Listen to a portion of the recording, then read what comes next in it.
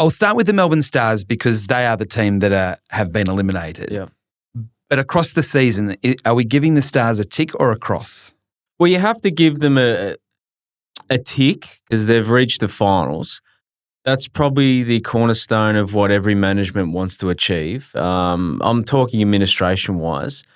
Player-wise and performance-wise, I think Peter Moore's obviously done a good job to turn that around. And from 0-5 to actually win 5 in a row and get to the finals is a huge effort.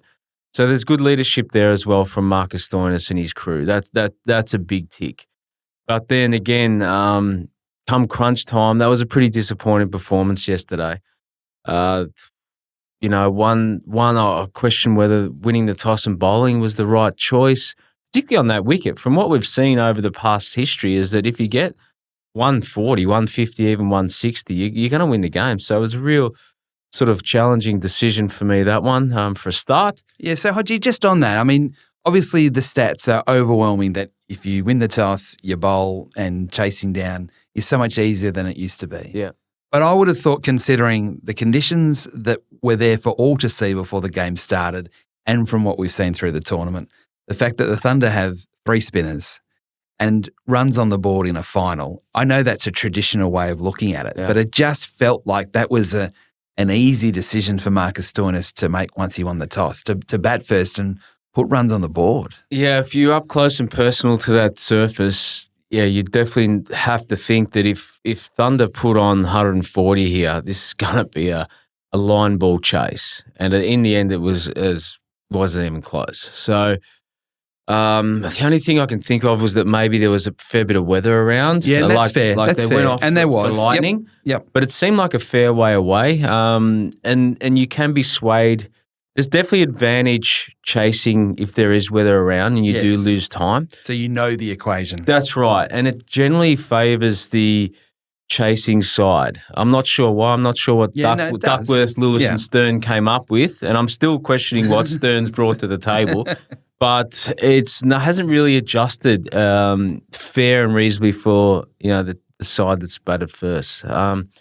But that can be the only reason I can think of. The other reason I can think of is that Glenn Maxwell has been dynamite at chasing, but then you're sort of allowing one player to dictate how you go. If you had a look at that list of the Melbourne Stars, you know that most of them, pretty much all of them, apart from Glenn, are vulnerable to spin bowling. So you're going to face 12 overs. We talked about this last week. Well, that's what I wanted to ask you about because it almost went entirely to script based on what we talked about the other day. Yeah. The 12 overs of spin, Andrews, Green and Sanger, we knew that was going to happen and we knew that the Stars liked the pace coming on apart from Maxwell. Yeah. So the question I have for you straight up, Hanscom came into the team, which again we thought would happen, but probably not for the player that went out and the position that he played in the order. So he went to 3. Yep. Rather than playing through the middle overs against the spin and trying to potentially control the game through that middle part. That didn't happen. And then all of a sudden, we've got Stars players going out there having to start against spin, and it was difficult. The only way to sum it up, White, is they got it wrong. They got the selection call wrong. There's enough good players in that list that they've secured already who have played in this BBL that could have come in and batted at number 3.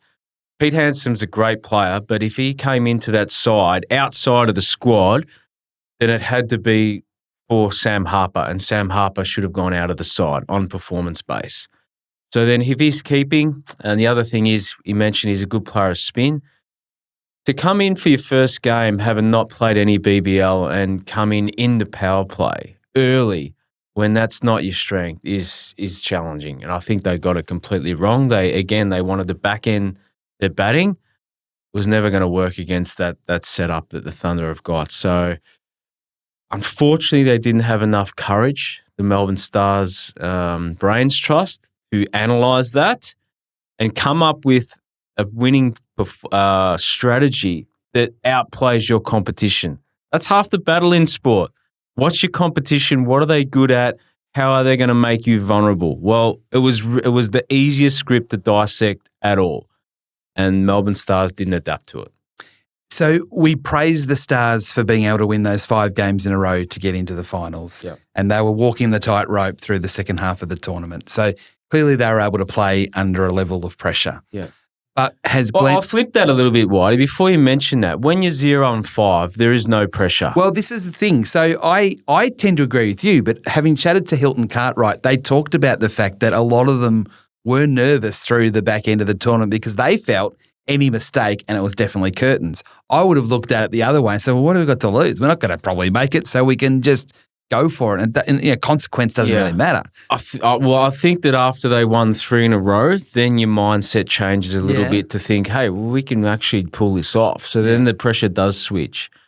So I'm not sure about that. Yeah. I'll question that a little bit with you as well. That's fair. I think we're on the same path. Yeah. But I'm only going on what the players have said. But my question is, the performances of Glenn Maxwell through the second half of the tournament, it's some of the best cricket we've seen through the 14 editions. But has it actually wallpapered over bigger cracks in everybody else? And perhaps not everybody else, but it became a bit of a one-man show with some cameos from Marcus Stoinis. Yep. Obviously, Steckity did extremely well with the ball in the second half of the tournament, and Peter Siddle was good throughout. Yeah. But generally speaking, did he just carry that batting lineup through to the finals? Well, thank God he did. It was a good show to watch, wasn't it? It was remarkable. Look, their top 3 didn't fire at all, did they? Ben Duckett was in for a little bit of time and played pretty well, but I'd say the local performances weren't great. Those born and bred in Victoria for the Melbourne Stars or coming in from outside, they really struggled apart from Maxwell and Stoinis with the bat, which was actually their strength. But my concern around the Stars was their bowling. I thought it was extremely thin at the start of the tournament.